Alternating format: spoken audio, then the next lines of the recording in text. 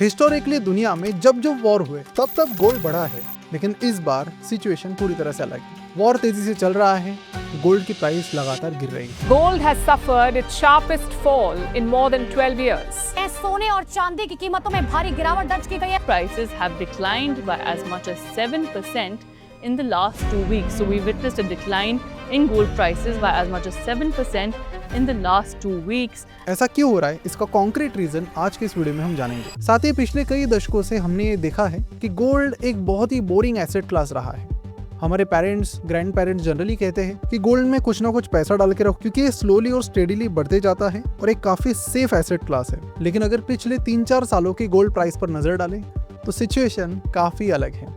Gold नहीं बल्कि recently stock market की तरह परफॉर्म कर रहा है, कभी बहुत ऊपर तो कभी अचानक से बहुत नीचे। तो आज के इस वीडियो में जानेंगे कि रशिया यूक्रेन वॉर के बाद अचानक से गोल्ड क्यों स्टॉक मार्केट की तरह परफॉर्म कर रहा है, आने वाले टाइम में ये किस डायरेक्शन में जाएगा और अभी वॉर के टाइम ये इतना ज्यादा क्यों गिर रहा है, और साथ ही जिस तरह के रिटर्न्स गोल्ड ने अब तक हमें दिए हैं पिछले 3-4 सालों में, क्या उस तरह के रिटर्न्स हमें भविष्य में भी मिलेंगे। ये सारी चीजें आपको खुद ही पता चल जाएगी इस वीडियो के अंत तक। नमस्कार, मैं प्रसाद आपका आज के इस वीडियो में स्वागत करता हूँ। तो सबसे पहले एक बहुत ही बेसिक चीज के बारे में बात करते हैं, जिसके बारे में 99.99% लोगों को पता ही नहीं है कि जब आप गोल्ड की प्राइस गूगल पर सर्च करने जाते हो तो वो प्राइस आती कहाँ से है। बहुत सारे लोगों को लगता है कि दिन भर जो हम ज्वेलर के पास गोल्ड खरीदने जाते हैं, इधर खरीदने जाते हैं, तो सप्लाई एंड डिमांड से उसकी प्राइस डिसाइड होती है, लेकिन ऐसा नहीं है। देखिए, गोल्ड की प्राइसेस मेनली 2 जगह पर डिसाइड होती है। पहली है कॉमिक्स यानी कि the commodity exchange in New York, और दूसरा है LBMA यानी कि the London Boolean market association. यहाँ पर दिन में 2 बार यानी सुबह 10:30 बजे और दोपहर के 3 बजे लंदन टाइम के अनुसार जो कुछ मेजर बैंक से बहुत बड़ी वो इलेक्ट्रॉनिक ऑक्शन करती है गोल्ड का, और उस ऑक्शन की प्राइस के बेसिस पर गोल्ड की प्राइस डिसाइड होती है। अब ये तो समझ में आ गया कि जो भी हम गोल्ड की प्राइस देख रहे हैं वो आ कहाँ से रही है, लेकिन ये डिसाइड कौन कर रहा है। देखिए, जो गोल्ड की प्राइस है इफेक्टिवली हैंडफुल ऑफ बड़े बड़े इंस्टीट्यूशंस डिसाइड करते हैं, जैसे कि JP मॉर्गन, HSBC, गोल्डमैन सैक्स, Citi bank, Barclays, UBS etcetera. ये बड़ी बड़ी फाइनेंशियल इंस्टीट्यूशंस कॉमिक्स का फ्यूचर्स मार्केट और लंदन ऑक्शन दोनों को डोमिनेट करते हैं। और अंदर की बात बता दूं तो कई बार यहाँ पर छोटे मोटे मैनिपुलेशन भी होते हैं, जिसके लिए JP मॉर्गन को 2020 में लगभग $900 मिलियन का फाइन भी लगा था।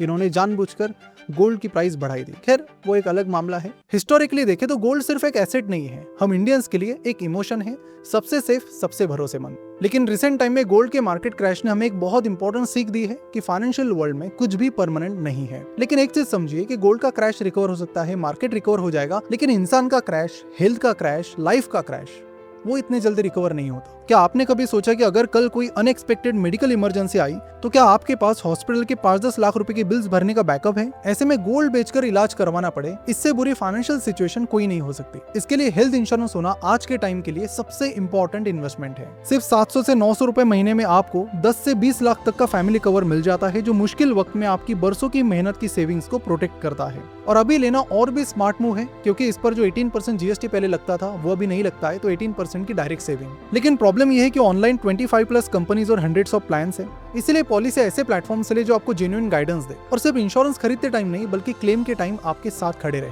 तो ऐसे ही मेरा एक फेवरेट प्लेटफॉर्म है ditto. Ditto is backed by Zerodha, IRDA certified and genuine insurance buying platform. Ditto के 3 खासियत है। पहली, वो स्पैम बिल्कुल नहीं करते। जहां बाकी प्लेयर्स बार बार कॉल करके परेशान करते हैं, वहीं पर ये लोग ये चीज बिल्कुल नहीं करते। दूसरी चीज, वो आपको इंश्योरेंस लेने के लिए बिल्कुल फोर्स नहीं करते। और तीसरी चीज, वो आपको मिस सेल नहीं करते। आपके लिए जो बेस्ट है वही आपको बताते हैं। साथ ही क्लेम प्रोसेस में भी वो आपके साथ खड़े रहते हैं। तो अभी तक आपने हेल्थ और टर्म इंश्योरेंस प्लान नहीं लिया है, काफी सोच रहे हो, बहुत सारे डाउट्स है मन में, अभी डिट्टो के साथ 30 मिनट का काउंसलिंग कॉल बुक कीजिए। नीचे डिस्क्रिप्शन और कमेंट बॉक्स में दी गई लिंक पर क्लिक करके और अपने सारे डाउट्स बेझिझक उनसे पूछिए। दोनों टर्म एंड हेल्थ इंश्योरेंस का लिंक आपको नीचे मिल जाएगा। और देरी मत कीजिए, जितनी देरी करोगे प्राइसेस उतनी बढ़ती रहती है। अब बढ़ते हैं वीडियो की तरफ। तो अब आते हैं अपने मुद्दे पर कि साल 2022 में ऐसा क्या हुआ कि गोल्ड नहीं बल्कि स्टॉक मार्केट की तरह परफॉर्म करने लगा। तो देखिए, बात है फरवरी 2022 की। रशिया और यूक्रेन के बीच वॉर शुरू हो गई।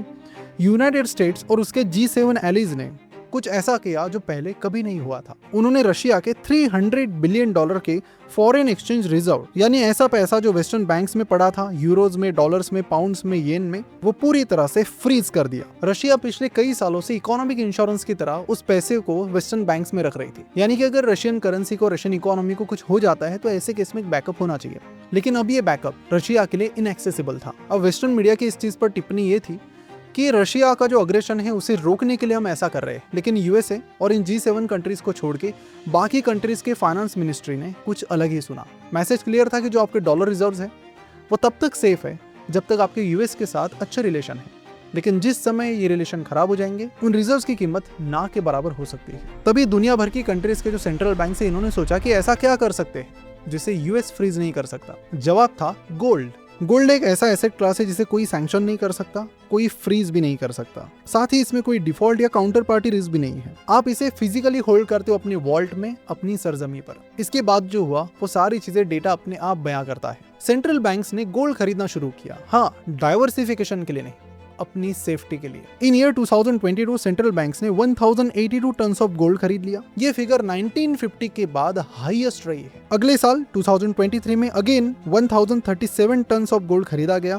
अगले साल 1045 टन्स, यानी कि 3 कॉन्जिक्यूटिव ईयर्स में 1000 टन से ज्यादा का गोल्ड खरीदा गया। जबकि इसके पहले दशक का जो एनुअल एवरेज था वो 473 टन का था, यानी डबल से ज्यादा हुआ। यानी कि वो गोल्ड जिसे सेंट्रल बैंक्स डाइवर्सिफिकेशन के तौर पर अपने पास रखती थी, अब वो उसे अपना मेन हथियार बना रही थी, जो एक ऐसा हथियार जो खराब समय उस कंट्री के काम में आए, यूएस ट्रेजरी की तरह नहीं, जो कभी भी प्रॉब्लम में आ सकती है। अब देखिए, जब भी ये सेंट्रल बैंक्स गोल्ड खरीदती है तो तुरंत उसकी प्राइस कॉमिक्स मार्केट में रिफ्लेक्ट नहीं होती है, क्योंकि जो सेंट्रल बैंक्स है ये बड़ी बड़ी बैंक्स की तरह एक्सचेंजेस पर ट्रेड नहीं करते, ये ट्रेड करते हैं प्राइवेटली और ओवर द काउंटर। इसलिए कई बार सेंट्रल बैंक्स की बाइंग आपको काफी स्लो दिखती है और महीनों तक अनरिपोर्टेड। लेकिन शॉर्ट टर्म में नहीं, लेकिन लॉन्ग टर्म में जो डिमांड है वो प्राइस में रिफ्लेक्ट होगी ही होगी। और इसी के चलते 2025 की स्टार्टिंग से गोल्ड में एक बहुत बड़ी रैली देखने मिली। सिर्फ एक साल में 53 ऑल टाइम हाई देखने मिले। 65% से गोल्ड की प्राइस एक साल में बढ़ गई, जिसके चलते जो 1979 के बाद किसी साल गोल्ड की बेस्ट परफॉर्मेंस थी। अब गोल्ड जैसे एसेट क्लास में जब इस तरह की रैली देखने मिलती है तो 2 चीजें होती है, मीडिया उसे बहुत अग्रेसिवली कवर करना शुरू करती है और सेकंड, रिटेल इन्वेस्टर उस एसेट क्लास को अग्रेसिवली बाय करना शुरू करते हैं। फिर इसके बाद क्या था तो 2025 में global gold ETF holding 801 ton से बढ़ गई। 2025 में गोल्ड की टोटल डिमांड 5000 टन से भी ज्यादा हो गई, जो हिस्ट्री में पहली बार हो रहा था। तो यहाँ पर सेंट्रल बैंक्स ने क्वाइटली एक ट्रेंड यहाँ पर सेट कर लिया था, और जैसे ये ट्रेंड विजिबल होने लगा मीडिया ने उसे छापना शुरू किया और फिर रिटेल इन्वेस्टर्स ताकत से उस पर टूट पड़े। रिजल्ट क्या था तो गोल्ड जितना बढ़ना चाहिए था उससे काफी ज्यादा बढ़ गया। अभी जनवरी 29 को गोल्ड ने एक नया ऑल टाइम हाई सेट किया। मतलब ये वो टाइम था जो गोल्ड के बुल रन का पीक था। अब इसी बुल रन के बीच कुछ ऐसा हुआ जिसने इंस्टीट्यूशनल इन्वेस्टर्स को ये गोल्ड सेल करने का एक कारण दिया। 28 फरवरी को यूनाइटेड स्टेट्स ने ईरान पर मिलिट्री स्ट्राइक शुरू कर दी। इस कॉन्फ्लिक्ट के चलते क्या हुआ, क्रूड ऑयल की प्राइसेस बहुत तेजी से आगे बढ़ने लगी। अब जब भी क्रूड ऑयल की प्राइसेस बढ़ती है तो ऑयल इंपोर्टिंग कंट्रीज रोती है, लेकिन एक कंट्री है जो हंसती है, वो है यूएस। क्यों?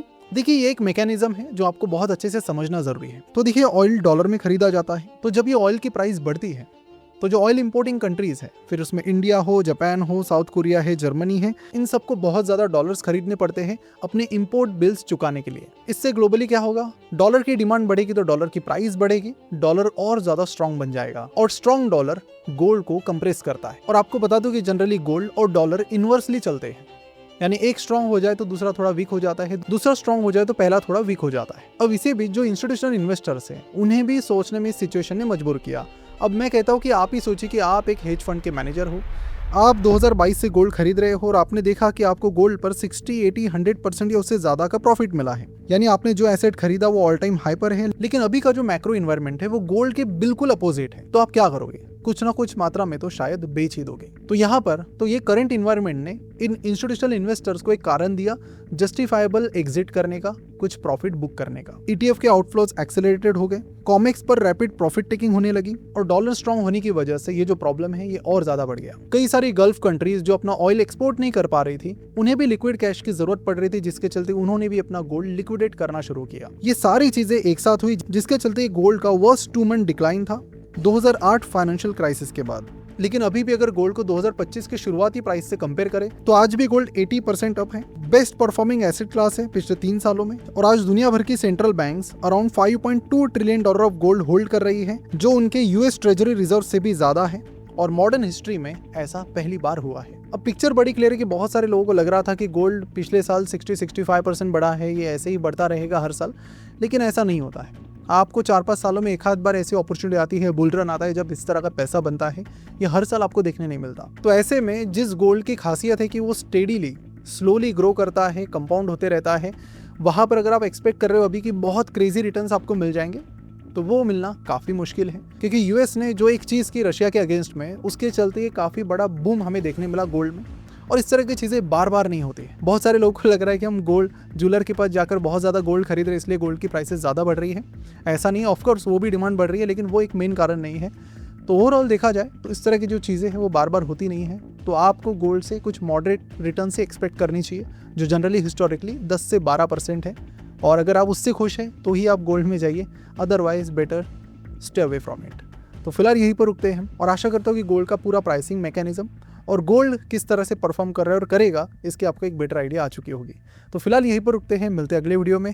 Thank you so much. Channel को सब्सक्राइब नहीं किया है तो ज़रूर सब्सक्राइब कीजिए,